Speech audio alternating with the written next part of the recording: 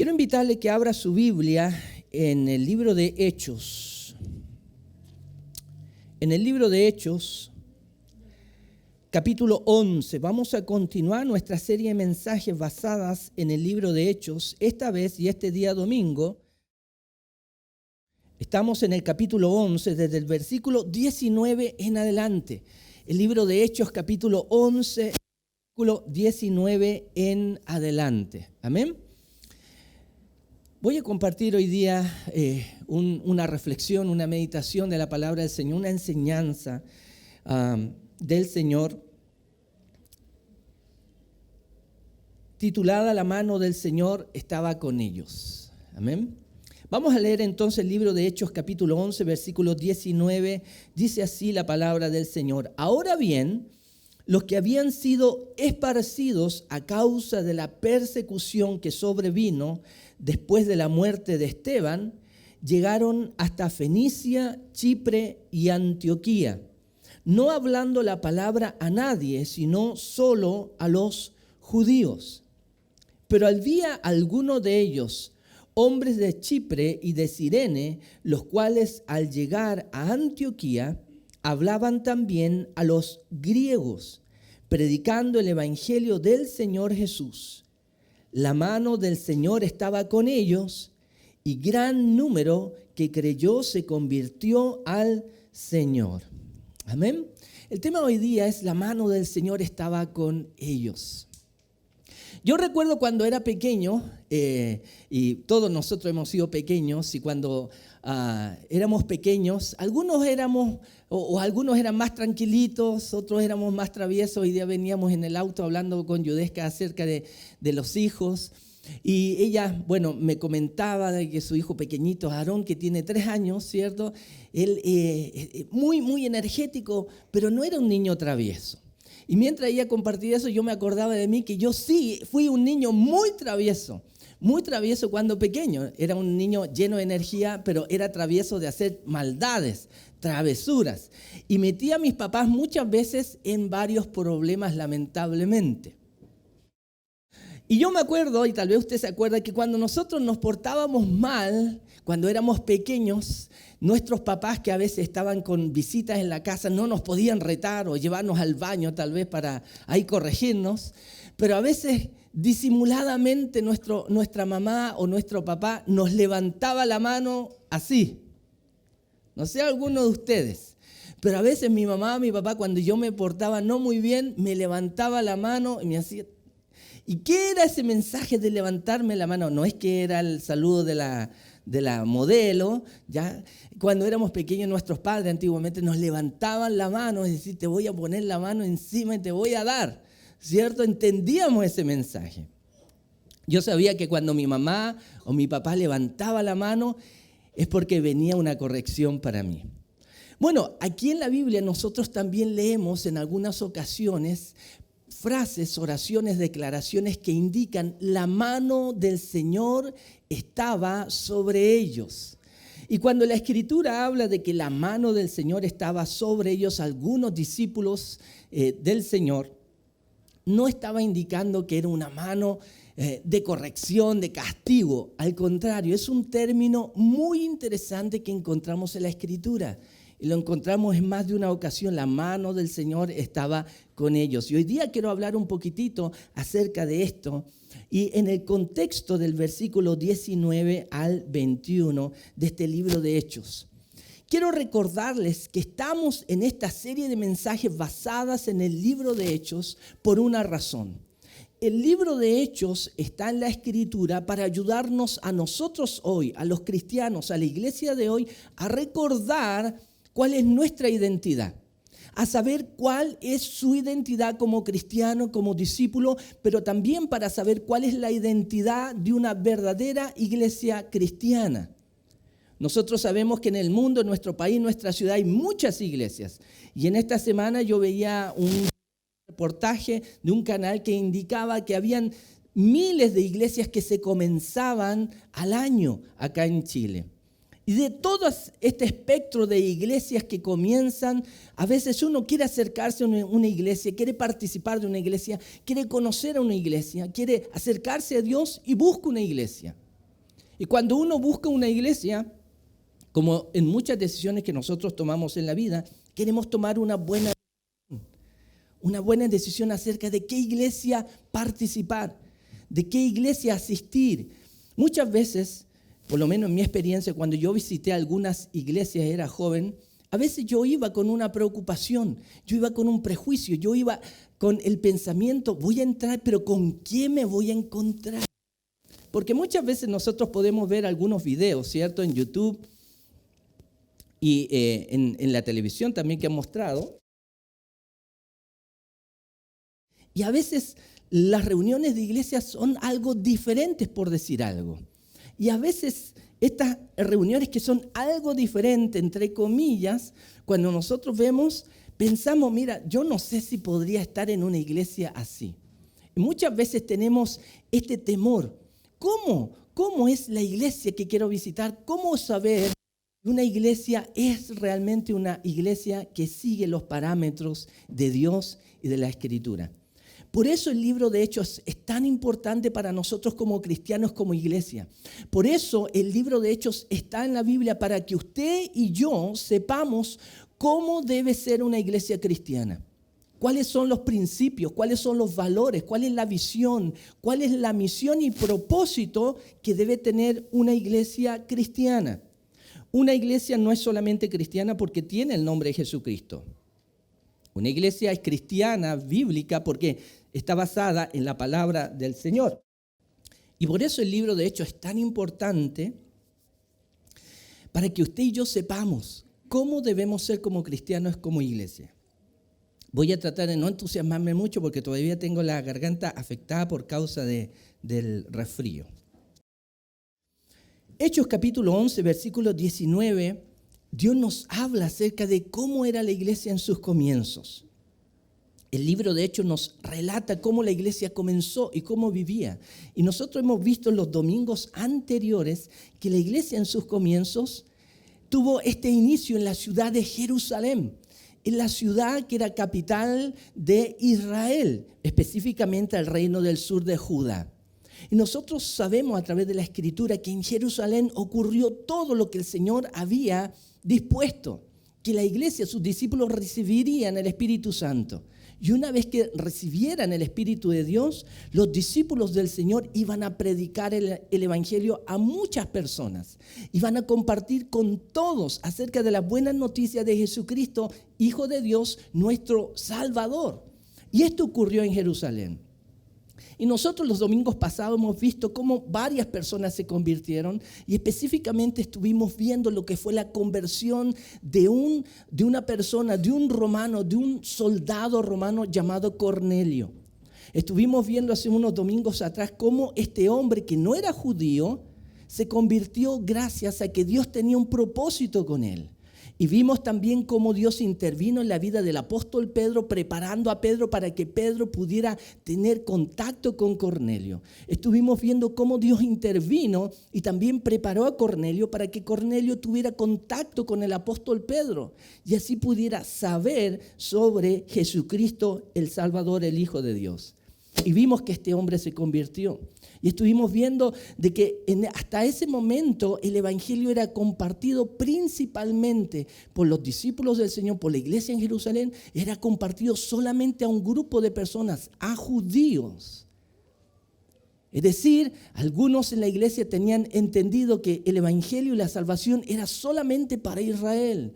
Pero con este evento de la conversión de Cornelio, Dios dejó claro tanto al apóstol Pedro como a la iglesia, como vimos la última domingo que nos reunimos a través de Matías que predicó, la iglesia entendió que el evangelio, la salvación, no era solamente para algunos, no era privilegio de pocos, sino que tenía que ser una bendición para todas las naciones.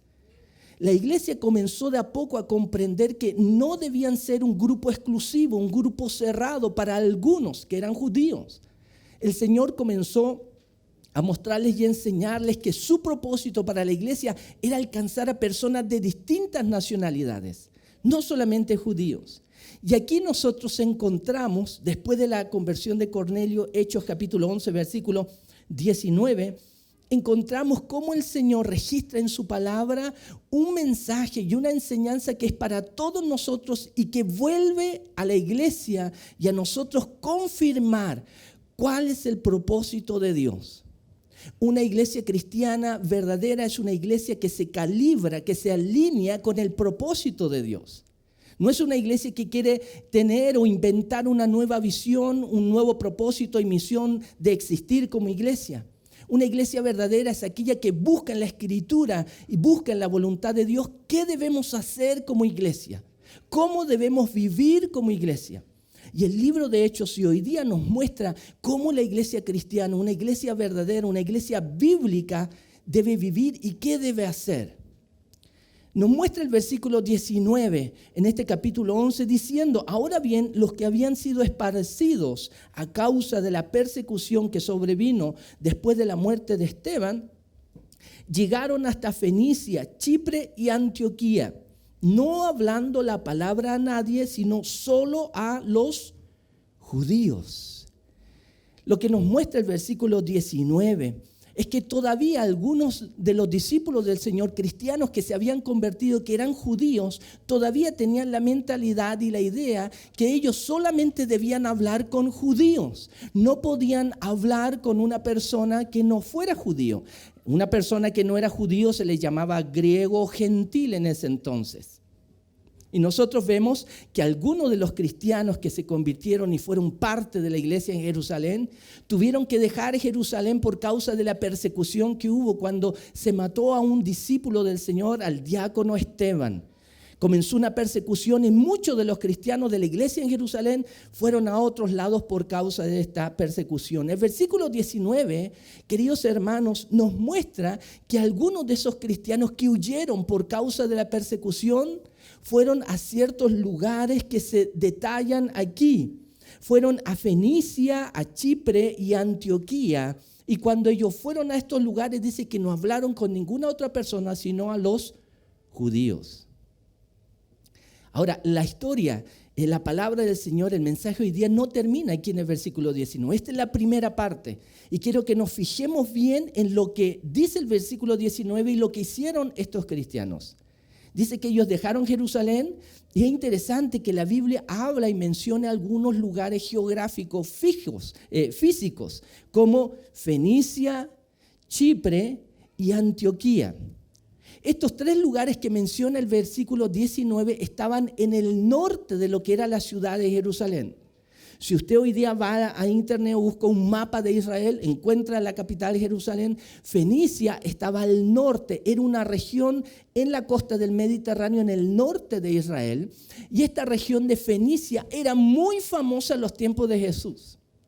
Era muy famoso y se le llama Fenicia porque representaba a un grupo de tribus y una cultura que se caracterizaba por el comercio. Fenicia era un centro, era un lugar en la región norte de Israel, en la costa del mar Mediterráneo, y podríamos decirlo, es como Valparaíso para Chile. Un lugar donde llegaban barcos y un lugar donde salían barcos. Fenicia era una zona de comercio, como nosotros tenemos en el norte una famosa zona de comercio que se le llama la Sofri, ¿cierto? Donde llegan muchos productos y de ese lugar que llegan ahí se distribuyen a otras ciudades de Chile. Fenicia era un lugar de comercio y los cristianos llegaron a esta zona no porque el viento los llevó allá por casualidad, vamos a ver dónde el camino nos lleva, sino que ellos llegaron a esta zona de Fenicia porque a Fenicia llegaban muchas personas de distintos lados, como era una zona de comercio y de viajes, de embarcaciones llegando y saliendo.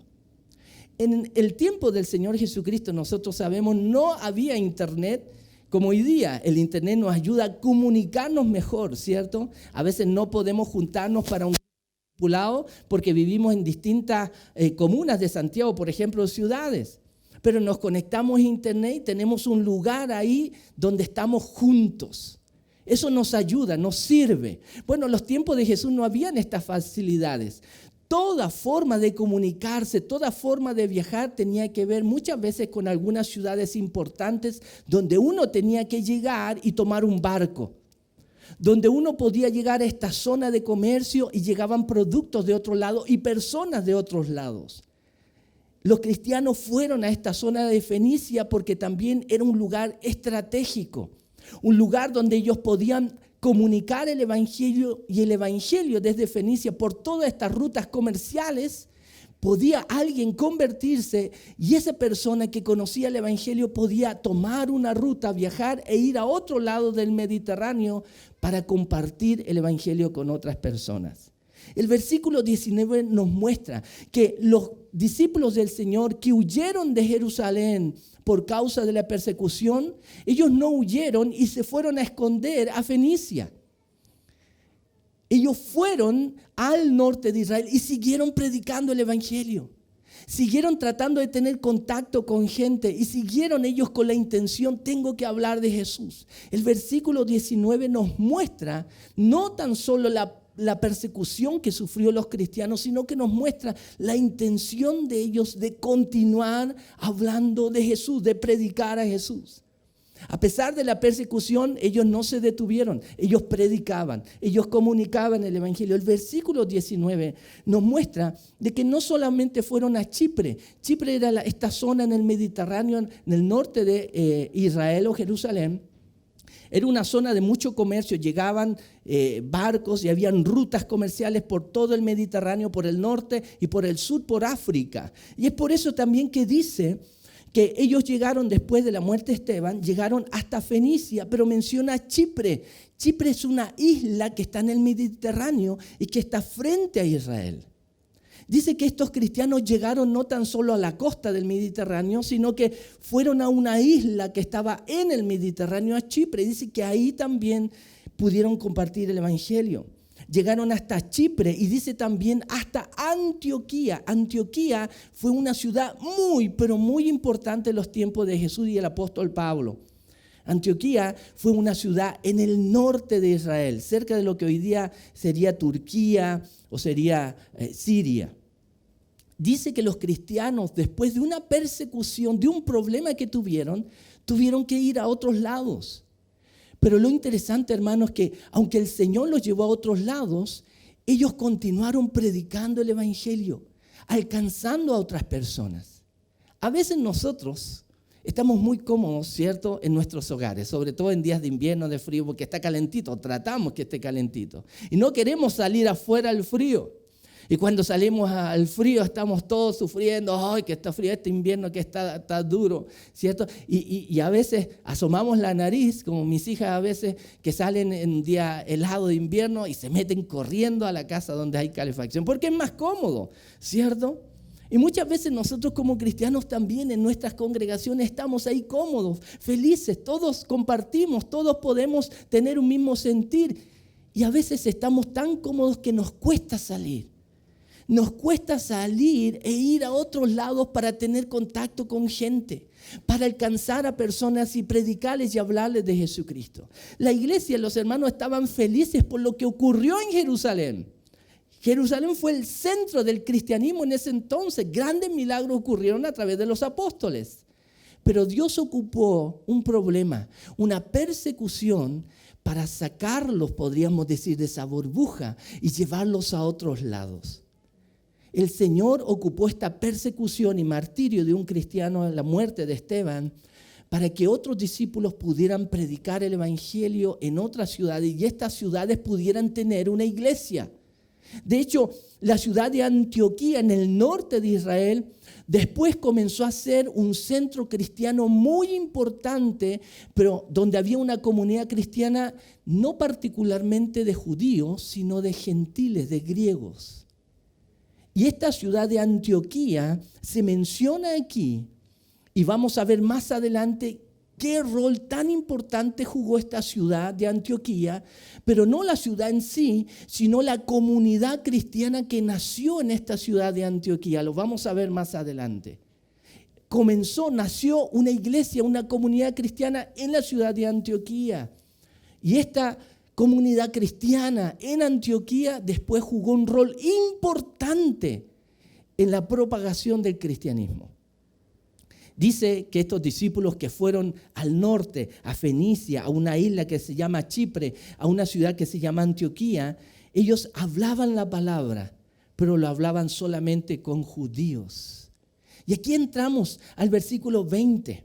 Y esto complementa lo que hemos visto ya en el versículo 19. Miren lo que dice el versículo 20. Dice, pero había algunos de ellos, de los discípulos cristianos, también que se habían convertido y habían escuchado el Evangelio, versículo 20, pero había algunos de ellos, hombres de Chipre y de Cirene, los cuales al llegar a Antioquía hablaban también a los griegos, predicando el Evangelio del Señor.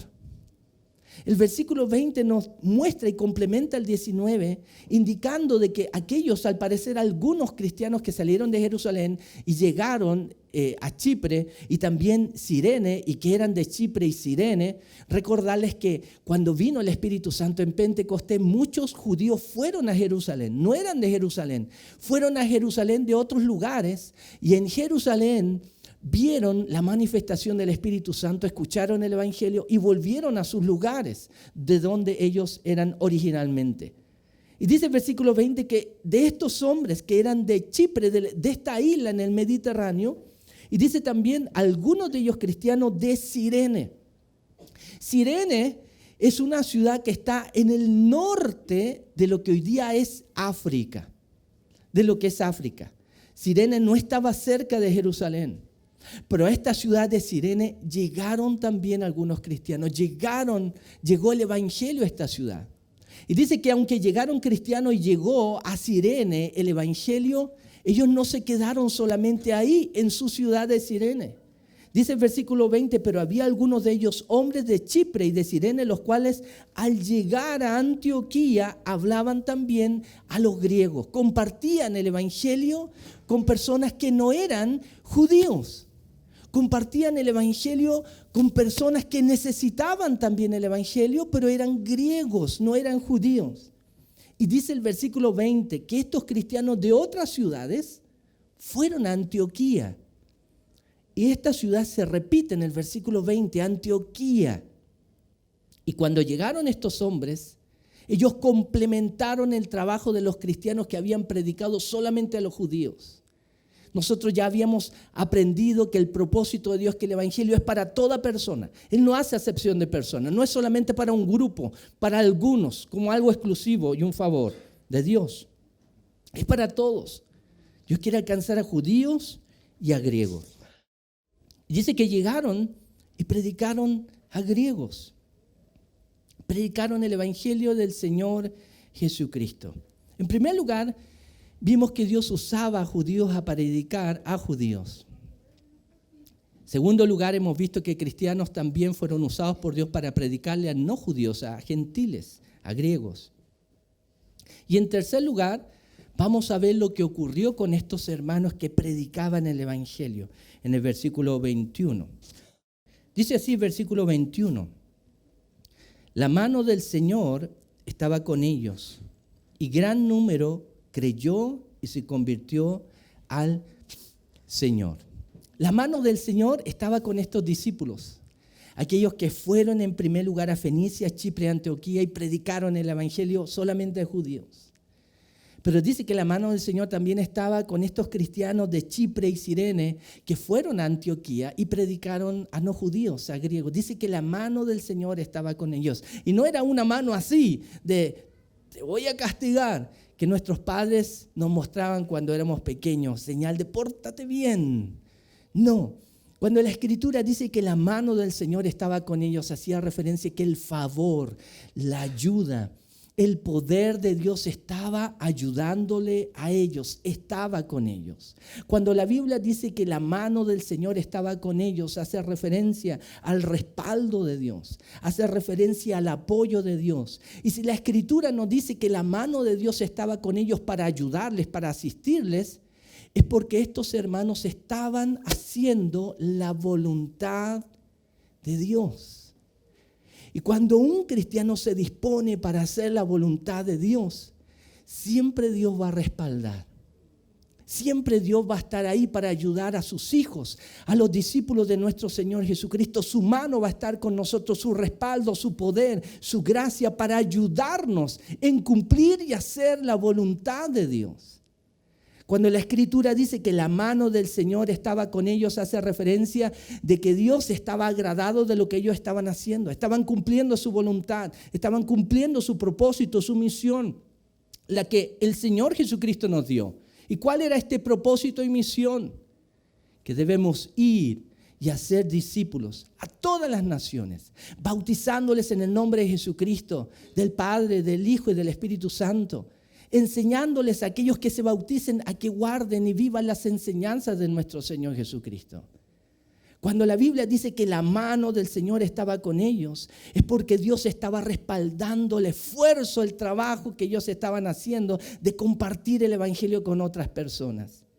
Y mira lo que dice la segunda parte del versículo 21. La mano del Señor estaba con ellos y gran número que creyó se convirtió al Señor.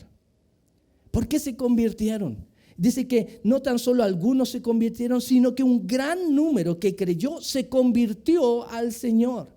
Por causa del testimonio, por causa de que la mano del Señor, el respaldo de Dios estaba con estos cristianos. Queridos hermanos, el mensaje de hoy tiene que ver con que nosotros entendamos que como iglesia existimos y debemos existir para llevar a cabo la voluntad de Dios. Nosotros como iglesia no existimos para que la iglesia pueda suplir mis necesidades. La iglesia existe, la iglesia nació, fue fundada, creada por Dios para cumplir su propósito. La iglesia fue creada por Dios como un instrumento de la mano de Dios, donde la gracia, la salvación de Dios pudiera llegar tanto a judíos como a no judíos. La iglesia tiene un propósito aquí en la tierra y el propósito de la iglesia no es suplir sus necesidades. El propósito de la iglesia es ser un instrumento que glorifique a Dios, un instrumento que Él pueda usar en su mano para alcanzar al perdido, para alcanzar al pecador, para alcanzar al que está solo, para el que está desamparado y que necesita volver a Dios. La iglesia no tiene como propósito ser un club social donde yo voy para juntarme con mis amigos. La iglesia tiene como propósito en la Biblia cumplir la voluntad de Dios. Si usted quiere saber qué iglesia puede asistir, una buena iglesia, si esa iglesia tiene un compromiso con Dios, con la voluntad de Dios de cumplir la misión y propósito de Dios, usted está visitando una buena iglesia. Si nosotros queremos ser una iglesia que de verdad agrade a Dios, honra a Dios, glorifique a Dios, tenemos que ser una iglesia comprometida con la identidad de la iglesia que vemos en la Escritura. Y la identidad de la iglesia, de los discípulos, era de aquellos que iban y predicaban el evangelio, que alcanzaban a otros. No eran discípulos que se quedaban solamente a escuchar la prédica del apóstol Pedro. Eran discípulos que iban donde el Señor les llevaba para anunciar: Jesucristo es Rey, Jesucristo es el Mesías, Él es el Salvador, tienes que creer en Él, entrega tu vida al Señor. Y la Biblia dice que aquellos que creían el mensaje de estos discípulos, porque no dice aquí que habían apóstoles involucrados, sino que habían discípulos cristianos que habían creído y compartieron el evangelio. Y dice que aquellos que escucharon el mensaje de ellos, dice, los que creyeron se convirtieron al Señor. Y dice que no fueron pocos, dice que fue un gran número de personas que se convirtieron. El libro de Hechos está para mostrarnos qué es una iglesia cristiana, qué debe ser una iglesia cristiana. Una iglesia cristiana no es para que nosotros nos podamos sentir bien aquí en la tierra. La iglesia bíblica, la iglesia cristiana es una comunidad de personas que han creído en Jesús y que han entendido que Dios nos ha salvado con un propósito, para usarnos para su gloria, para que su gloria y el conocimiento de Jesucristo, su Hijo, pueda llenar la tierra y aquellos que conocen de Jesús puedan venir a Él y tener paz con Dios. Aquellos que escuchan de Jesús, aquellos que conocen a Jesús y se convierten a Él, puedan saber que pueden tener una nueva vida, nacer de nuevo. Y pueden ya no ser extranjeros para Dios, sino ahora pueden ser hijos de Dios. Aquí la Biblia nos muestra que la iglesia no se cansó, los discípulos no se cansaron, a pesar de persecuciones y cosas que eran adversas, de continuar cumpliendo lo que el Señor les encomendó. Hagan discípulos, prediquen el evangelio, los que crean y se bauticen, esos serán salvos. Dice que la mano del Señor estaba con ellos. Y yo creo, queridos hermanos, amigos, que cuando la mano de Dios está con nosotros, eso es una gran bendición. Si usted quiere que la mano de Dios esté sobre usted, si usted quiere que la mano de Dios esté sobre su familia, si usted quiere que la mano del Señor esté en esta congregación, sobre esta congregación, debemos tener un compromiso con Dios, un compromiso con su voluntad, hacer su voluntad, vivir su voluntad. Cuando yo dispongo mi corazón y entrego mi vida, como hoy día cantábamos, te entrego mi vida, te entrego mi corazón, y yo la entrego para que yo pueda ser un instrumento de Dios para alcanzar a otros y que el propósito de Dios se cumpla, la mano del Señor va a estar con nosotros. El favor, la ayuda, la protección de Dios va a estar con nosotros. Querido hermano, si en su trabajo, en su familia, donde usted está, tal vez por ser cristiano se burlan de usted, lo persiguen, lo tratan mal, lo menosprecian o lo tratan de una manera no correcta, yo quiero decirle, no se desanime. Concéntrese, como estos hermanos no se desanimaron por la persecución porque los trataron mal. Ellos se enfocaron en cumplir la voluntad de Dios. Se enfocaron en ser instrumentos de Dios. Sí, claro, lo más probable es que ellos tenían familia, tenían negocios, tenían cosas que hacer, pero la Escritura dice que ellos primero tenían un compromiso con Dios. Y ellos predicaron el Evangelio. Cuando nosotros predicamos el Evangelio, queridos hermanos, vamos a ver a otras personas viniendo a Cristo. Y cuando usted y yo veamos a otras personas viniendo a Cristo, tenemos que acogerles, tenemos que animarles, tenemos que caminar con ellos, tenemos que preocuparnos de ellos. Hablábamos con algunos esta semana acerca de los nuevos, de estas personas que se convierten, nuevos cristianos les llamamos nosotros, que son pequeñitos. La Biblia los llama pequeñitos, que son nuevitos, como cuando un ser humano nace, ¿cierto? Es bebé. Hablábamos en el grupo de discipulado, aquellos que tenemos más de un hijo, y que cuando nuestro primer hijo nació, nosotros éramos súper protectores con nuestro primer hijo, ¿cierto? Era nuestra primera experiencia. Lo arropábamos como si estuviera muriéndose de frío, aunque estaba sudando el pobre bebé, pero teníamos una gran preocupación por nuestro primer hijo. Hay un dicho que también dice, está más cuidado que hijo único o primerizo, ¿cierto? Pero cuando vino el segundo hijo, nuestra atención fue para el segundo hijo. Y el primer hijo mayor comenzó a sentirse algo celoso, porque ya no era el centro de atención, sino que el centro de atención era el más pequeñito, era el nuevo. Y la verdad nosotros debemos entender, y Dios nos muestra y nos dice que debemos también estar atentos a aquellos que vienen a Cristo. Antioquía, esta ciudad de Antioquía comenzó a recibir cristianos que predicaban a judíos y no judíos. Y nació una comunidad cristiana en esta ciudad de Antioquía. Y vamos a ver la próxima semana cómo Dios se preocupó de esta nueva comunidad cristiana. Todo esto en los planes de Dios, porque unos discípulos se dispusieron para seguir cumpliendo la misión que Dios nos dejó, predicar el Evangelio. Querido hermano, si usted quiere que Dios le use, si usted quiere ver la mano de Dios sobre usted, la bendición de Dios, disponga su vida y su corazón para hacer la voluntad de Dios. Dios lo va a usar. Dios lo va a usar como instrumento, y usted como instrumento va a poder cumplir la misión que cada uno de nosotros tenemos cuando Él nos salvó. Ir a otro y decirle: Dios te ama, envió a Jesús a morir por ti y Dios quiere que vuelvas a casa. Entrega tu vida a Jesús, entrégate completamente. Vamos a cumplir nuestra misión como iglesia de acoger a aquellos que necesitan a Dios, que necesitan conocerlo, saber realmente cómo es el Dios de la Biblia. Y debemos tener un compromiso de enseñarles a ellos y mostrarles cómo es Dios, no la religión, sino cómo es Dios, cómo es Jesucristo. Él es el camino, la verdad y la vida. Solamente a través de Jesús, usted y yo, y cualquier persona, solamente a través de Él podemos llegar a Dios. Amén. Hemos visto hoy día que la mano del Señor estaba con aquellos que se dispusieron para vivir y cumplir su voluntad. Y vemos que Dios les ayudó. Muchos se convirtieron. De los que creyeron, se convirtieron y nuevas comunidades cristianas nacieron.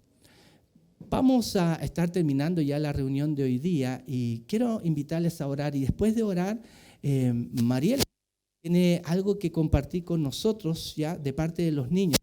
¿Ministerio de los niños? Sí, amén. Vamos a orar y vamos a pedirle al Señor su bendición para todos nosotros. Hay algunos hermanos que están enfermos, que se han comunicado con nosotros y han pedido oración. Así que vamos a estar orando por ellos también, algunos que les tocó salir y no están aquí en la ciudad. Vamos a orar también por nuestros hermanos.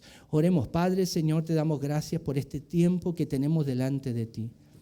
Gracias por el tiempo que tenemos, Señor, con la iglesia. Gracias por el tiempo que tenemos con tu palabra.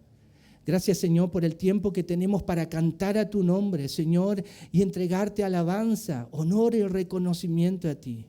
Gracias, Señor, por este tiempo que hemos tenido para compartir la cena de nuestro Señor Jesucristo y recordarlo a Él. Él es el centro de nuestra reunión.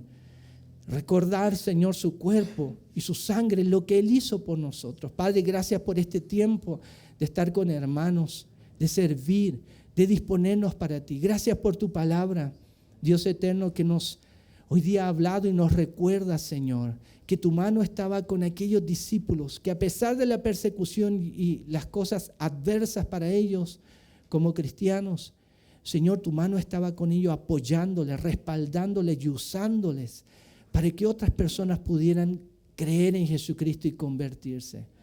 Padre, pedimos por favor que tú nos ayudes a disponer toda nuestra vida, nuestro corazón, nuestros talentos, dones y recursos para que tú seas glorificado y tu propósito y misión se cumpla.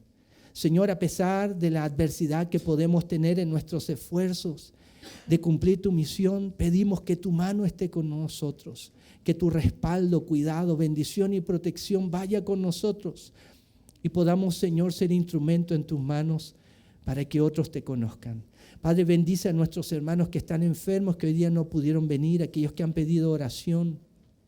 Señor, aquellos que todavía están en cuarentena, Señor, aquellos que están resfriados, aquellos, Señor, que, Señor, también han comunicado que no estarán en la ciudad. Padre, por favor, cuídales, protégeles, bendíceles. Seguimos orando por los niños. Señor, cuida a los niños, Señor, a los bebés, Señor, de todo resfriado. Fortalece su sistema inmune, Padre bueno, y ellos puedan en este otoño, invierno, Señor, puedan estar sanos. A sus padres, Señor, también cuídales, cuídanos, por favor. Padre, te damos muchas gracias y queremos pedirte que en esta semana tú nos conectes con alguien que te necesita. Tú conectes a alguien que te está buscando con nosotros y podamos decirle quién es Jesús. Padre, úsanos esta semana y usa Vida Real, Iglesia Cristiana, para tu gloria. Gracias, Padre, en el nombre de Jesús. Amén.